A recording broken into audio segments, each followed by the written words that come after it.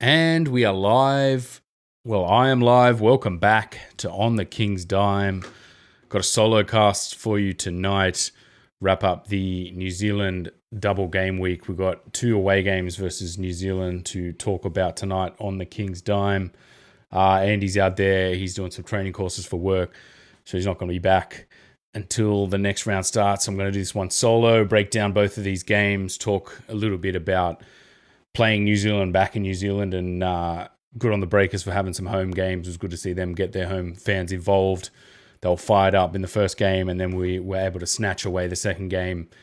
And another 500 game week. We're going to talk about that. It's been a season of just some rough stretches of results in amongst some really impressive sort of performances. I'll talk quickly about that.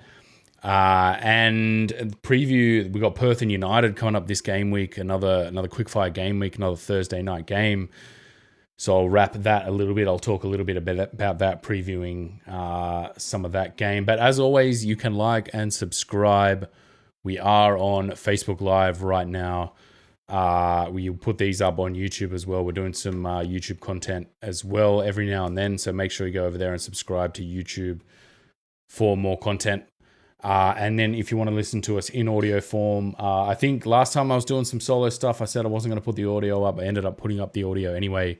So you can go over to Apple Podcasts, Google Podcasts, and Spotify and listen to that, subscribe, give us a rating and review. That helps us get out there to more Kings fans. So yeah, do that, subscribe, and yeah, let's get right into it. Another rough stretch again, a 500 game week. This has been the story of the season. I'm just looking through the results at the moment. Our best little stretch went, about a month ago, we went 4 wins on the bounce, twice against the Phoenix, once against the Taipans and the Hawks. But that's really been our only stretch of games where we've put together a run capable of catapulting us into that final spot. We really were sitting pretty, holding fort in 3rd position, I think, after Perth, behind Perth. But that's really changed over the last couple of weeks. We had 3 losses against the Bullets. 3 losses against the Bullets. We lost 3 in a row after that 4 stretch. United, 36ers, and the Bullets. And then the 36ers and the Bullets, those losses really shouldn't have been losses. I think we said it just before that 36ers game. It was going to be a huge defining moment of our season. We needed to win this stretch of games, 36ers, Bullets, 36ers, and then these 2 Breakers games just gone. Unfortunately, we've basically only won 2 out of those 5, and it's really put a massive dent in our season. We've had Xavier Cooks come back, Weeksy's come in, and he hasn't really had the impact that I think we would have hoped. We've seen a little bit of Lockie Hutchinson as well start when Sean Bruce went out with concussion protocol in a friendly fire injury, copped an elbow from Geordie Hunter. And again, we're kind of back into this mode of struggling to score in stretches. The defense at times has been quite good, like really, really solid. But then the scoring really just hasn't been able to spark this team into life. Like I think defensively, fundamentally, pretty solid against the teams that are around us on the table. A little bit of struggle all season against Perth. I think that's going to always happen with the injuries we've had and the roster construction. I think it hasn't been a season where maybe if we had all our players, it would have been a lot different. I think it would have been, and I think we would have been a lot better. But struggling to put together a roster that stayed fit most of this season, I think has been our main struggle against those top 2 teams in United and Perth. But I think, the defining moment of this season is going to be this little run. If we do end up missing the playoffs, which we're probably projecting to win our last 4 games, and it's not really in our hands. Like Southeast Melbourne, I think, have put together a little run to go towards the end of the season. This is the fixtures. What I got the ladder here: 18 and 14. The Phoenix have put on a burst, and I think they're getting players back. They got Sykes back. Mitch Creek came back after his little indiscretion, so he's back playing at 100%. They haven't really needed to use Brokoff. Brokoff's come in and hasn't really played that well. He's had a couple of mediocre games and reduced minutes, some injury stuff, some not really up to speed fitness wise stuff. So even though they haven't used him, they've been able to sort of move up the table into that 3rd spot, cement third spot. I think now, if you look there, 18 and 14, the Hawks 17 and 15 have strung together a few wins to kind of galvanize their position above us. And we lost 3 on the bounce, and then a win-loss win in some games where we probably should have won those games against the 36ers and the Bullets. The 36ers are now pretty much out, and Giddey's been sat down, and we managed to lose a game against them when really they were teetering on the edge of being knocked out of the race. Isaac Humphries, I think, got injured, and in that second game, we ended up winning against the Breakers. But yeah, I think this moment's really defined our season. We've had struggles all season with the injuries. I've got the a main. I'll bring this over here. This is essentially all of our games and a plus minus. I don't have the Breakers in there, the last 2 Breakers in there yet. The Breakers games. I don't know if you'll be able to see that, but you can see the red marks, the injuries. Glover pretty much all season. That's been an empty roster spot. It sucks for him to cop a knee injury. Pretty much missed the entire season. We missed Kickett at the start of the season. Didi Luzada missed a few games, and Jarrell missed a few games, and then Xavier Cooks in that first preseason game getting injured, has really killed us. And Didi going back to New Orleans to play for the Pelicans, and of course that huge DJ injury.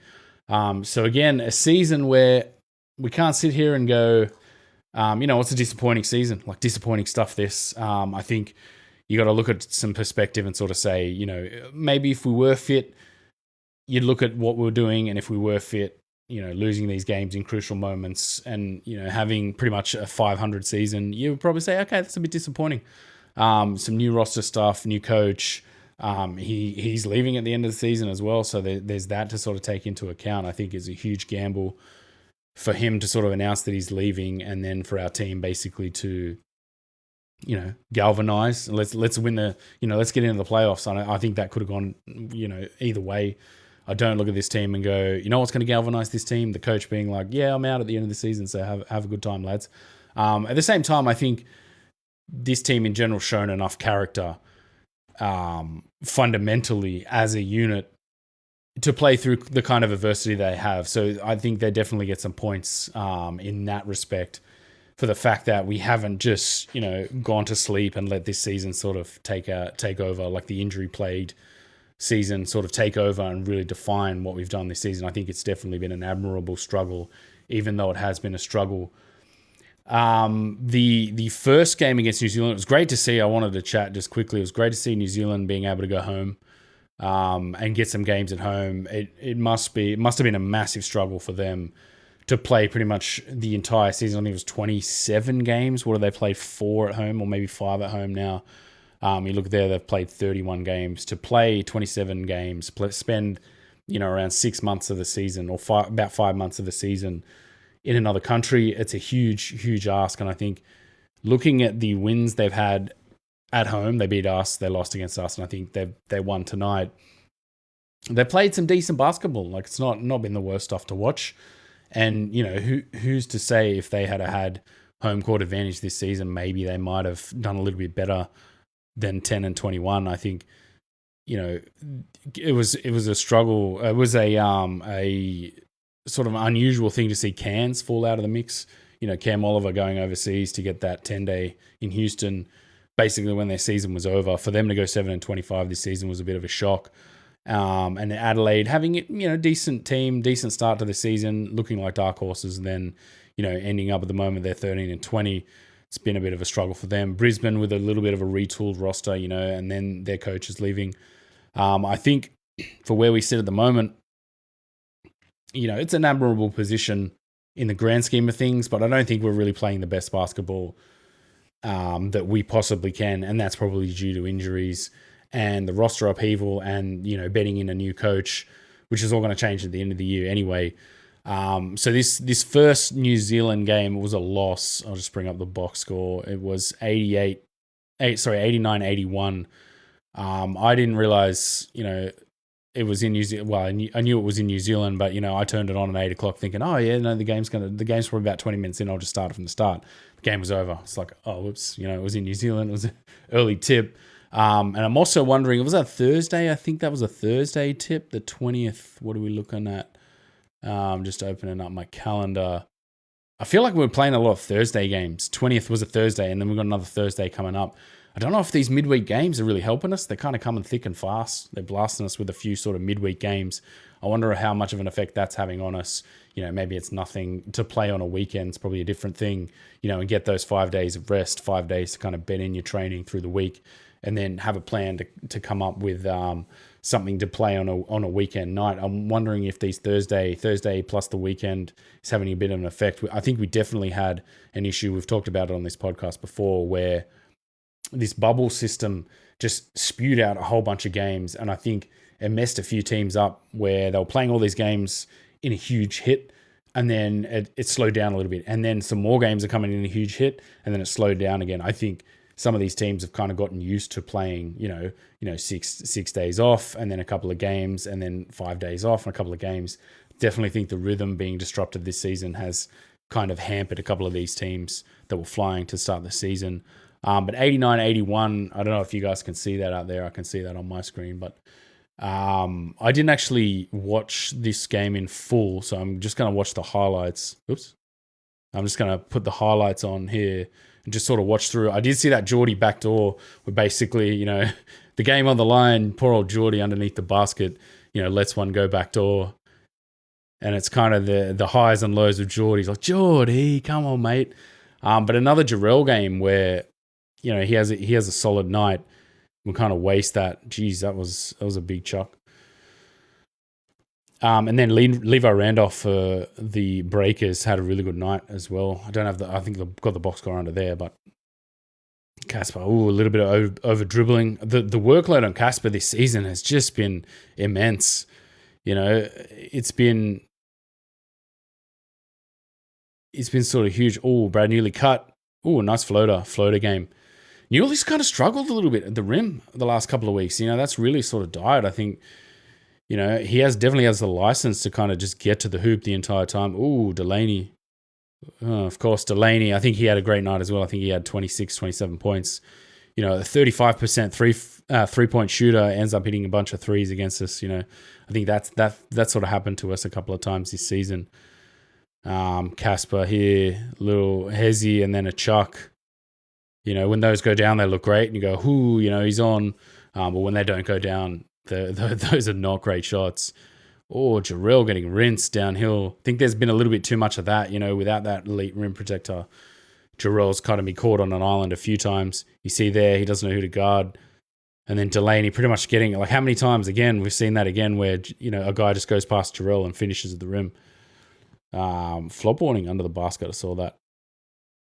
It's a nice drive, a tough finish. 55-41 in the third. And this was that Casper dime. I saw this as well. Look at that. Splitting two guys, making them fall over. It was fantastic. What a pass from Casper. So good. We're going to see it again on replay. Two guys falling over. That was pretty nice.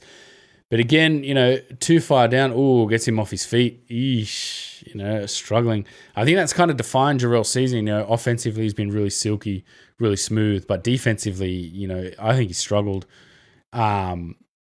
at a level where, you probably can't say, let's move on from him type of level. It's more been we need to find a way to kind of cauterize this kind of defense. Because I think he's scoring. McDowell White, I think he's shooting about 26% from three as well. Of course, he swishes one from the corner.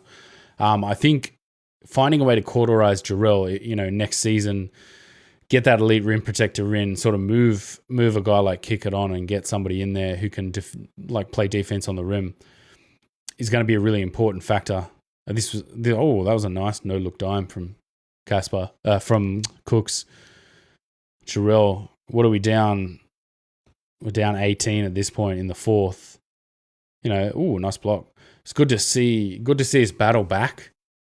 There's been a few games this season where we've kind of battled back into a game, only to kind of lose by maybe double figures, and a couple of times we brought it back in. So there's been a few games where we've been kind of blown out, but there hasn't been the lay down and die mentality. I think this season that probably what the season really has. That was a nice screen from Geordie. What this season has kind of presented us with the injuries and the adversity, you wouldn't sort of say laying down. Ooh, Craig Moller. How many big shots has Craig hit lately? That's crazy. Yeah, you wouldn't say this season. Yeah, this was this. Like, Geordie. And how about like the reaction to that? Like nobody being like, "Are you kidding me? Like, what are you doing?" Even the guys getting up off the bench, the coaching staff kind of didn't even react to that. I would have been fuming with a game on the line. Let's go back and have a look at that again. What's this? It's an 8-point game, a minute to go. To get an easy bucket like that's rough. That really is rough. Really, really rough stuff, man, to be honest. Just looking at the box score, Geordie Hunter, only 2 points, 1 of 2, only 20 minutes for Geordie. Shawnee Bruce, 4 points, 2 of 5. Scoring the ball this season, I think it's been a bit of a disappointing season from Shawnee B. I got their stats here. Let's have a look at them on the season. He's shooting at 35% from the field, 66 of 184, and then only 33% from three. I think last year, let's have a look. I think we looked up this last year and he was shooting at about 36% as well. Where we got Shawnee Bruce, 32%. I always felt like he could knock him down in clutch stretches, but I don't feel like that's going to happen this season. It's been a bit of a struggle. I'm just going to open this up. There we go. Xavier Cooks having 15 points was pretty good, 4 of 7. Not many highlights on that highlights package.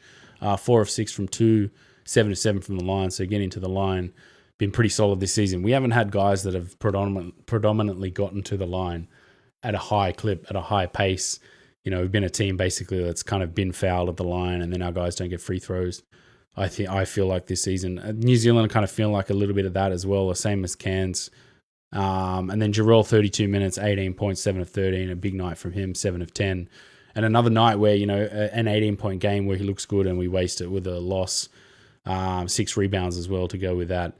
Casper Ware, 20 points, 8 of 19, 6 of 9, 2 of 10 from 3, getting us back into the game.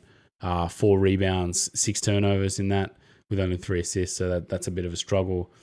And then off the bench, Brad Newley, 7 points. I'm wondering if we're looking at Brad Newley and sort of going, oh, can he get up to that 15, 17 point range? You know, getting to the hole, can he get like, you know, 10 or 11 shots at the rim, basically getting to the hole?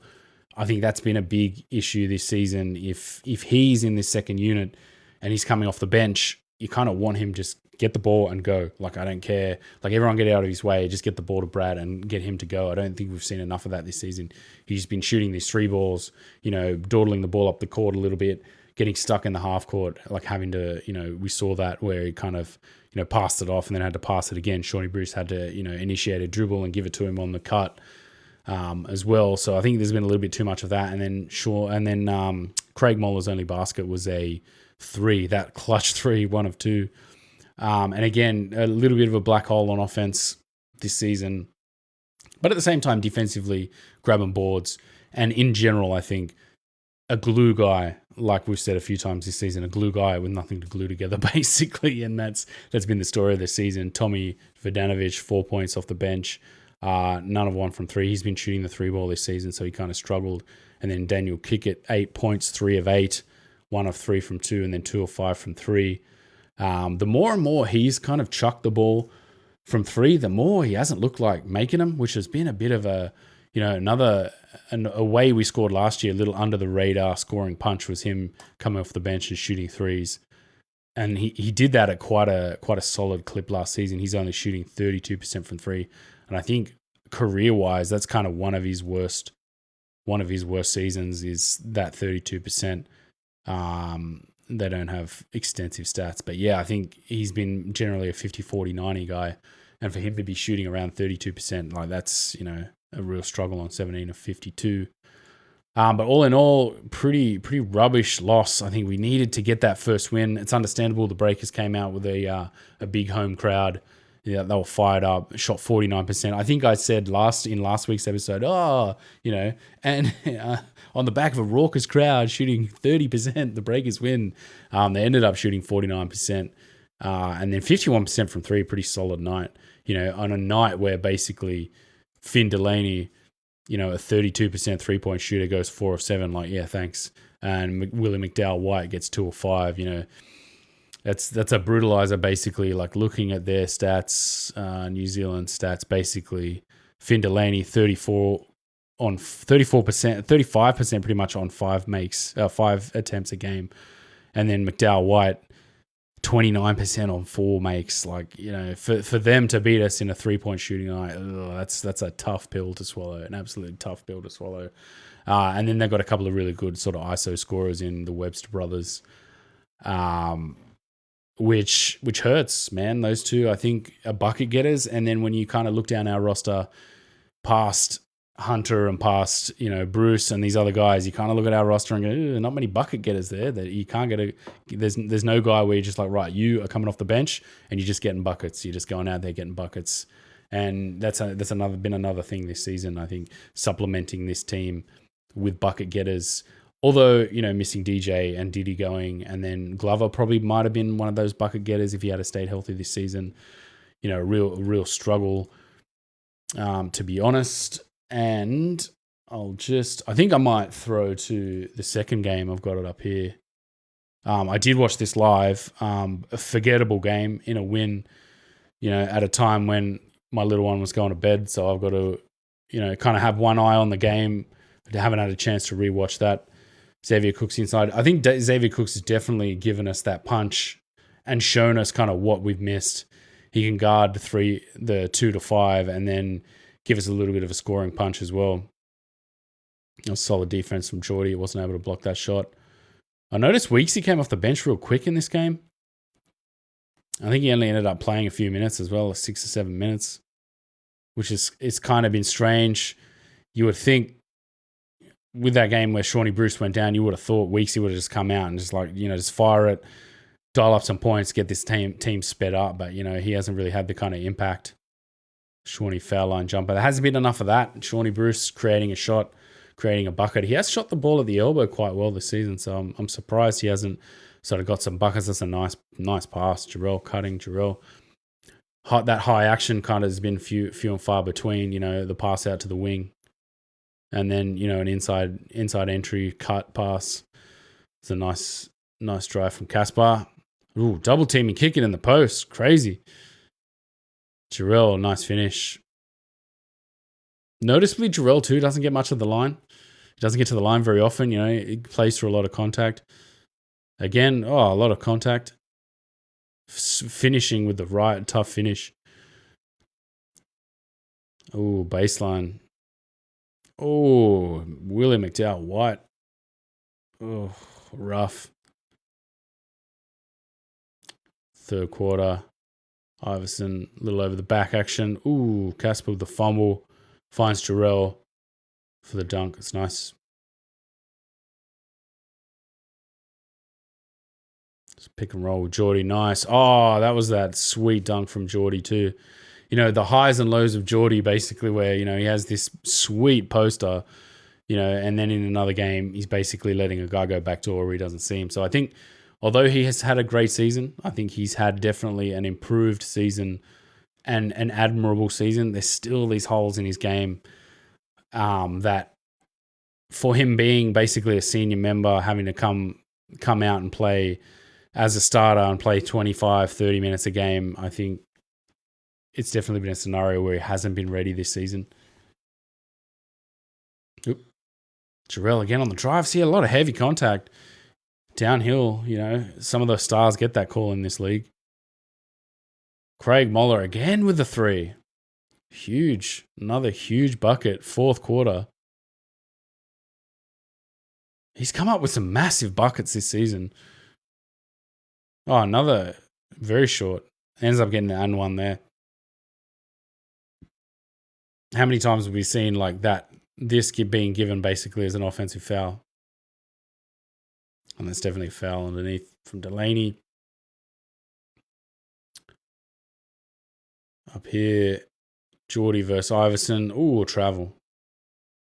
Oh, let's have another look at that. Let's have another quick look at this.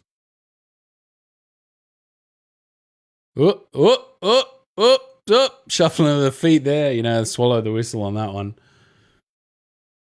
Tight game. I think we're up 2 or 3 at this point. No, he tied it up, yeah. Jarrell again threw a little bit of contact. Nice left hand from Jarrell.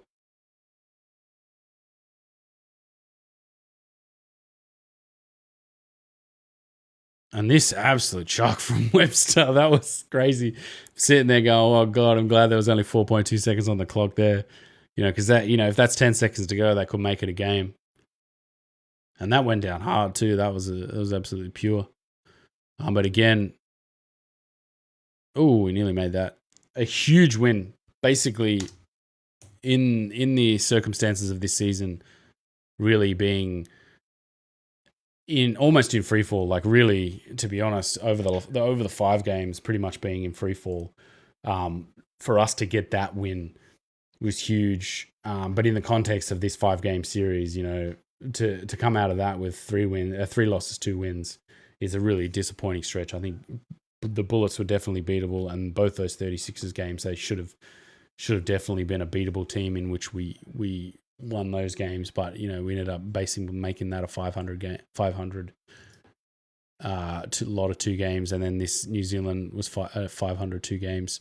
But yeah, 81-76 in this game. Let's just look at the team stats. Here we go. New Zealand's shooting 36% in this game. Sydney shooting 36% as well. And then, going cold for both teams being absolutely ice cold, Antarctic cold. 13% from Sydney and 21% from New Zealand. But at least we only took 15 of them. We basically put that in the back pocket and just went, we're not going to shoot threes. We're only shooting at 13%.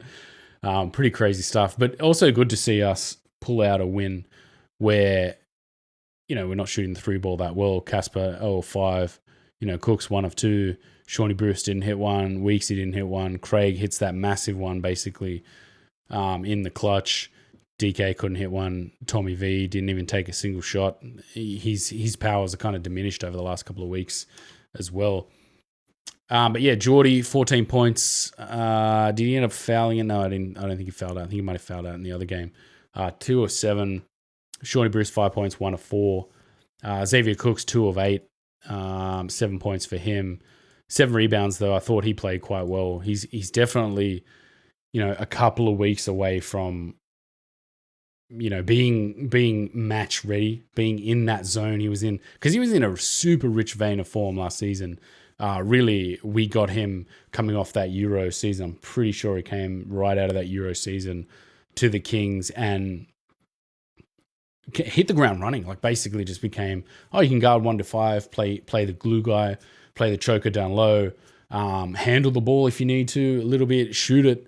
He shot it all right, but essentially he was in a super rich vein of form. And then now for him to come back with games to spare at the end of this season, he's had to hit the ground running and really try and work on his fitness and work on getting a role in this team, which I don't think he's had the time or the space in this roster really to fill. Jarrell Martin, we get a 29-point night from him, 12 of 21 from the floor, 12 of 19 from inside. They really had no answer for him. When he's in this kind of mode, when he gets inside, that's when, we get a 30-point night from him. Everyone else has to chip in. Luckily, we kind of held it defensively. We held the Breakers to 79 points. We were able to win this game. But 9 rebounds to go with that. Just a great night from him. He's had definitely 4 or 5 nights where he's been in this kind of form. We've blown a couple of them, but this was another one that we won. Casper, 15 points, 3 of 13. Not a great night shooting the ball for him. 3 of 8 from 2 and then 0 of 5 from 3. But 9 of 11 from the line. So we got to the line. So everyone was just diving inside. I think that's the best way to play New Zealand. Colton Iverson, one of the guys who's definitely been refed off the floor this season. It was good to see. I think he ended up fouling out. Did he foul out Iverson? No, only 3 fouls. But definitely putting pressure on the rim is probably the way to beat this New Zealand team. And then off the bench, Weeksy played 7 minutes. Didn't do that much. Newly 14 minutes, not much from him as well. A little bit worrying. I think if we were going into this playoffs with a chance at making the playoffs, I definitely think he'd be quite worried about what his form is sort of doing. He had that little bit of chin music on there, a little chin band-aid as well, so he copped one. Craig Muller, 21 minutes, 5 points, that huge clutch 3. 11 boards again. He's been a menace on the boards. He and Cooks quite solid on the boards. And then DK, 16 minutes, 4 points. Having a mixed time with Hunter. Look, Hunter and Kickett as a center pairing, on off. It's been rough. There's all sorts of stretches of rough, but then there's been some good stuff. So it's definitely not the worst thing this season. I think the injuries are definitely the worst thing this season.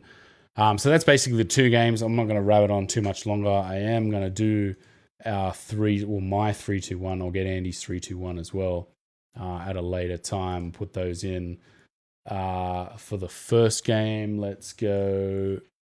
I shut it.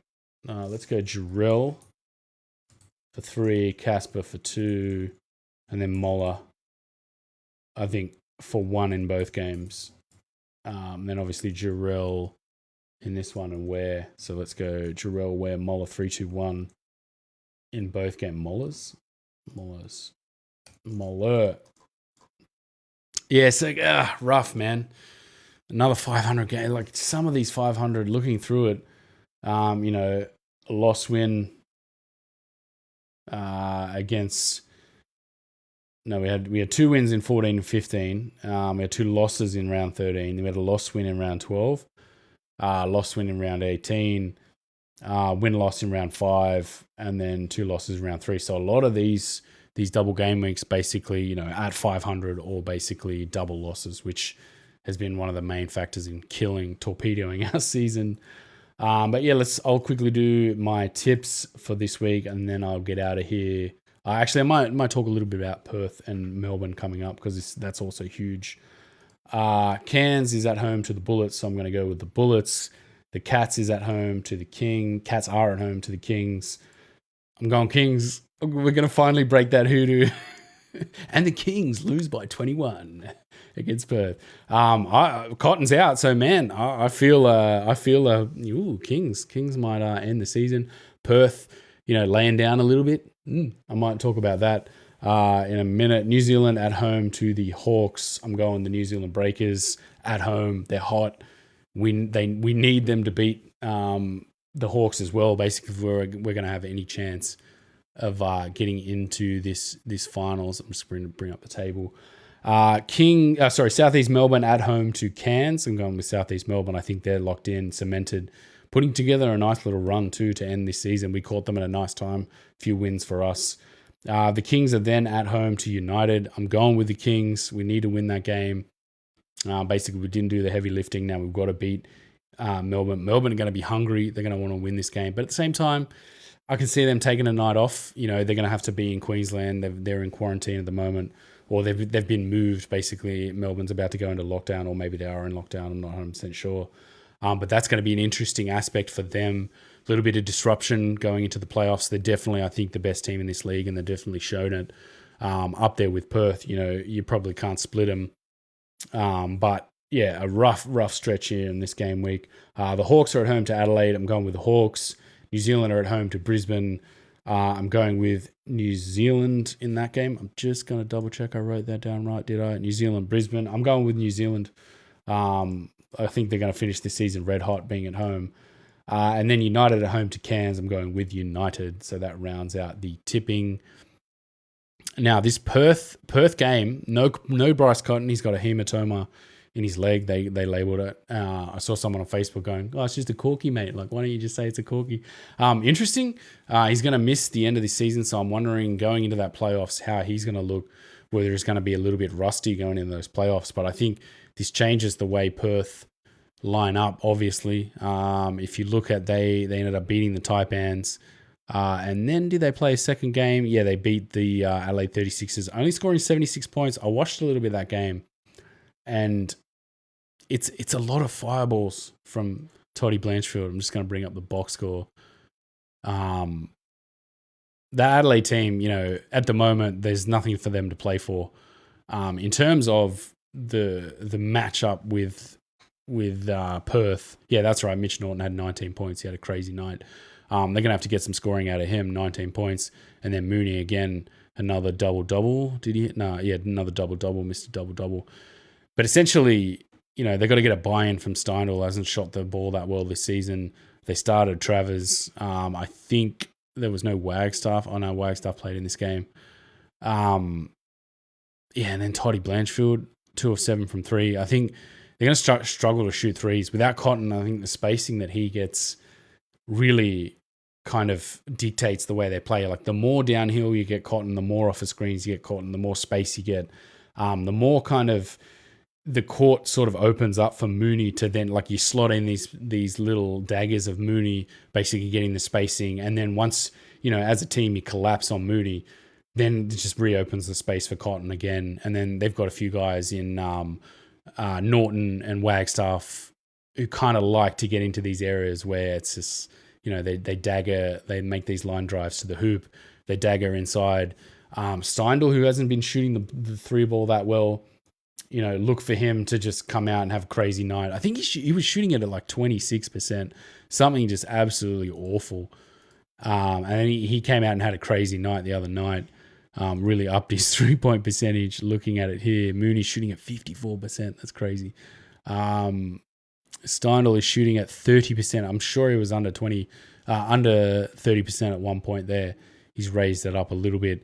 But again, he has these streaky nights against us where he scores from three, and we kind of got to get that. We have no duty at the moment, or no duty at all, really, for the remainder of the season, of course.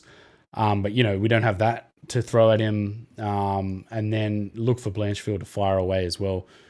We don't really have guards who are going to lock down and kind of keep those guys off the perimeters. We kind of got rush up guys who can, possibly drive shooters like Steindl and Blanchfield off the line, but I don't expect that to happen. I really don't expect us to kind of run Blanchfield and Steindl off the line. I think they're just going to shoot over our guys and let it fly.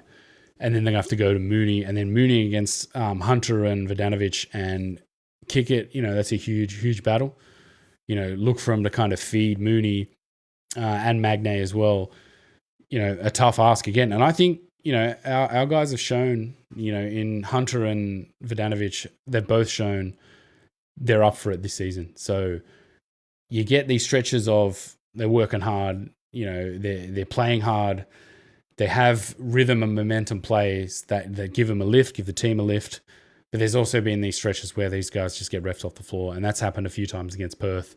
So I'm definitely not expecting those guys to play big minutes. I will expect them to toss the ball into Mooney and for Geordie to get refed off the floor very early on. But I think it's going to be a big game. And with Cotton out, man, very, very winnable game. And could be a little bonus if we can get this Perth game, snag this Perth game over there, kind of banish some of the demons. We've really struggled to beat them over there. Since David Ware, really, that David Ware end of the game shot, a little blast from the past. We've kind of not really looked like winning games over there apart from those finals and then the odd one last season. So, yeah, I think it's going to be a huge night, really, on Thursday. We've got to come out and go, look, we didn't get that 5-game stretch that we wanted. We lost games there. We've got to pick up a couple of wins here against Perth and United. And this United game, basically, they are, they're still flying. Looking at their last week's game, they beat the Bullets pretty handily. Chris Golding shooting the ball well again. And they dispatched the Hawks pretty handily as well. I think that gives you a good indicator of where both of our team and the Hawks are, is that level below. You can tell. I think the Hawks are a more well-rounded team. They've got a lot of Harvey chucking. They've got a lot of spread pick and roll with Froling. And they've got a Justinian Jessup sort of gunner where they can play make for him and he can gun the ball. And he's had some success doing that. But this Melbourne team, they started the season playing so quickly. Like, just the speed that they were playing with was intense. Jack White ends up getting a huge season-ending injury. Jock Landale's definitely played, probably one of the best bigs this season, apart from Mooney. I think that kind of center spot on an all-NBL team is going to be a huge pick 'em, basically. I don't think he could pick either. I think both those guys have been fantastic this season. Just looking through, Peatling's had stretches where, he comes off the bench, tries hard and hustles. I think if he's someone that gets, a few kind of out of control fouls, if we can kind of get him into foul trouble. McDaniel's played quite well on our bigger guards as well. And then Chris Golding, who's scoring the ball again. I think he had 7 of 10 or something, or 7 of 9 in the first half, and then didn't shoot a 3-ball again. They kind of, were just palming off the Hawks and keeping him out. We're catching Goulding at a time where he's heating up, and then Luala Chul inside. David Anderson, a guy who we probably could have signed. He's coming off the bench and having a little bit of an impact for them. He kind of still, I'm like, ooh, kind of glad we don't have him because he looks like he can barely move, being 40 years old. And then Hobson, again, another guy who just comes off the bench and guns it. And we really don't have those big guys, with Weeksy in instead of Diddy. And then kind of, some other guys, Cooksey and Craig Moller. They're not the fastest. They're not really guys who are going to keep pace with the opposition's best shooters, like the guys who are going to be scorers. But at the same time, they can be pretty solid. So hopefully, we get a little bit of traction from those guys on a guy like Hobson, and then Ilian. I don't think Udai Baba played that game, but he did play against the Hawks, and again, he's just super quick. And he hit some big shots against us. But yeah, I think that about wraps it up for this week. And not like a massive week. Again, a week where we're sitting here going, a round where we're sitting here going, oh man, like there is a real chance we could just, nab a couple of wins here and just punch back and just go, oh no, we're in this spot. But at the same time, it's Perth and United where these games are basically we're expected to lose. And that could be pretty much curtains for our season, which would suck. But if we can get those wins, we've got a massive game against the Hawks in round 21. And then, a season ender against the Bullets. There's still, the door is still slightly open. I think it's much less open and much less optimistic than we were to start this little run when in round 17, where we had a 5-game stretch where if we had to put together an over 500 run there, we definitely would have been sitting in a much better position to play this Perth United Hawk stretch. But it's going to be very interesting to see over the next week and a little bit how that plays out. It's definitely still in our hands. We win these 2 games, we're back again, and then a huge game against the Hawks. So hopefully we can get something out of this week. And as always, you can like and subscribe. We are live at the moment, or I am live at the moment on Facebook. Should be back to normal programming. I think after next week, I think I'm out next week. I'll try and find a way to get through and do a podcast live after the weekend because it's a massive weekend of games. This is a huge, huge round. So yeah, as always, we're live on Facebook right now. On YouTube, you can watch us in replay. We'll put these episodes up on YouTube. And in audio form, you can watch us on Apple Podcast, on Google Podcast, and on Spotify. We're on the Anchor platform. So give us a rating and review if you want to get us out there to more Kings fans. Thanks again, everyone, for watching and for listening. And we will see you guys next time on the King's Dime.